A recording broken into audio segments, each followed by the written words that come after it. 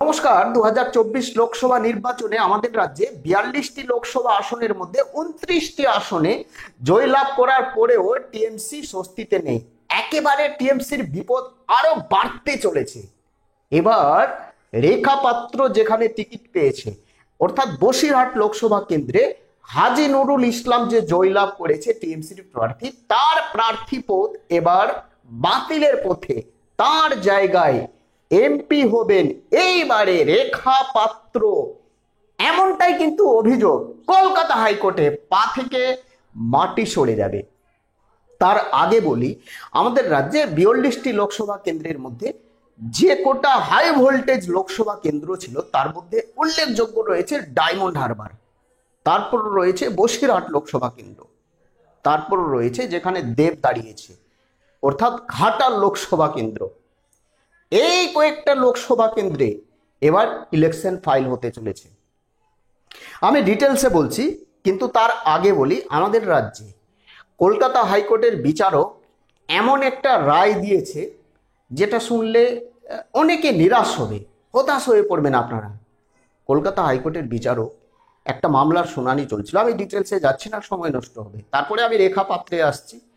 বিষয়টি হচ্ছে যে কলকাতা হাইকোর্টের বিচারক একটা মামলায় শুনানি দিতে গিয়ে বলেছে যে আমাদের রাজ্যে সমস্ত রকম নিয়োগ প্রক্রিয়া আপাতত বন্ধ থাকবে,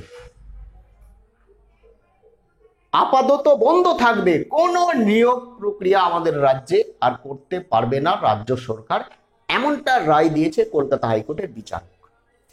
আমি ডিটেলসে পড়ে আসছি। এবার আমি আসছি বসিরহাট লোকসভা কেন্দ্র। বসিরহাট লোকসভা কেন্দ্রের প্রার্থী রেখা পাত্র, তার দ্বারা কলকাতা হাইকোর্টে একটা মামলা হয়েছে। কি মামলা?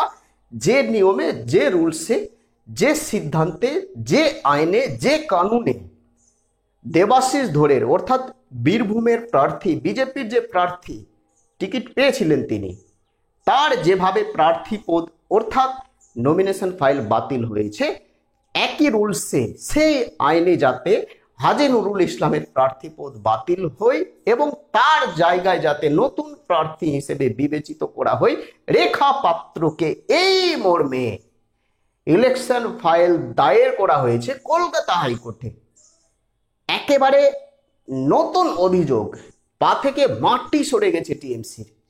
শুধু তাই নয়, ডায়মন্ড হারবার লোকসভা কেন্দ্রের প্রার্থী তিনি আবার মামলা করতে চলেছে কলকাতা হাইকোর্টে। কি মামলা?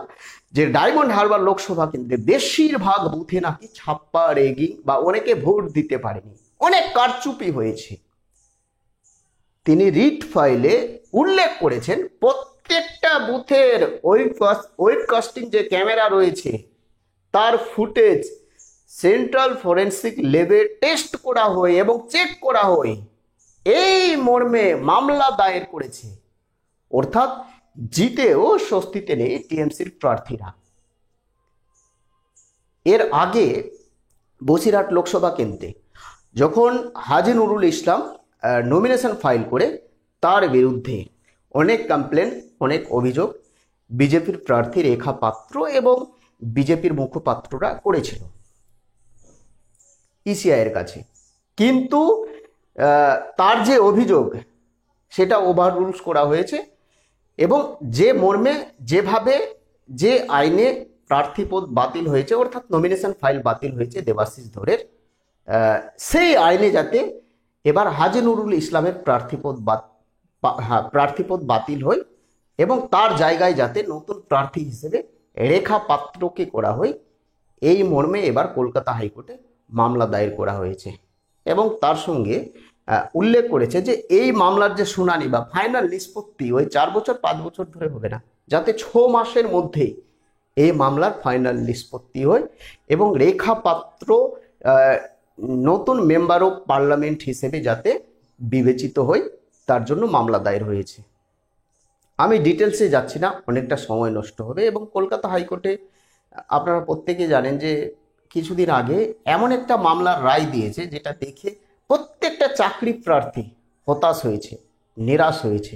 ভাবতে পারছেন, অস্থায়ী কালের জন্য আমাদের রাজ্যে সরকারি কোনো নিয়োগ করা যাবে না, আর কোনো নিয়োগ হবে না, সরকারি কোনো নিয়োগ হবে না। SSC, primary, group D, group C বা যে কোনো সরকারি চাকরি আর নিয়োগ করতে পারবে না রাজ্য সরকার, কলকাতা হাইকোর্ট এমনটা অর্ডার দিয়েছে। আমি পড়ে আসছি, আরো ভালো ভালো ভিডিও রয়েছে। আমি কয়েকটা দিন ভিডিও দিতে পারিনি, কারণ আমাদের হাউসে টেকনিক্যাল সমস্যা হয়েছে, সেই জন্য কয়েকটা দিন আমি ভিডিও দিতে পারিনি। এবং প্রশান্ত কিশোর পিকে এমএলএ টিকিট পাবে, কোথায় পাবে, কিভাবে পাবে, আমি ডিটেলসে পড়ে বলছি। এবং বালুবাবু আরও তার বিপদ বাড়তে চলেছে। এবং শেখ শাহজাহান ধরে রাখুন যে আমার মনে হচ্ছে না যে 8-10 বছর তিনি জেল থেকে ছাড়া পাবে। এইটুকু নিশ্চিত থাকুন যে শেখ শাহজাহান সন্দেশখালিতে মহিলাদের ওপর যেভাবে অত্যাচার করেছে, নিশ্চিত থাকুন যে শেখ শাহজাহান তিহার জেলে যাচ্ছে, যেটা আমরা গুপ্তভাবে সূত্র মারফত এই মুহূর্তে জানতে পারলাম। ভালো থাকবেন, সুস্থ থাকবেন। এরপরে প্রাইমারি টেট এবং এসএসসি নিয়ে একটা বড় আপডেট পেয়েছি, বিশেষ করে 2014 প্রাইমারি টেট নিয়ে ওএমআর ডেস্ট্রয় মামলা বা ওএমআর বিষয় মামলা আমি পড়ে দিচ্ছি, এই ভিডিওতে দিচ্ছি না। প্রত্যেকে ভালো থাকবেন, নতুন হয়ে থাকলে চ্যানেলটিকে সাবস্ক্রাইব করে দেবেন। এবং জুলাই মাসে আবার আমাদের রাজ্যে 10টি বিধানসভা আসনে উপনির্বাচন হতে চলেছে।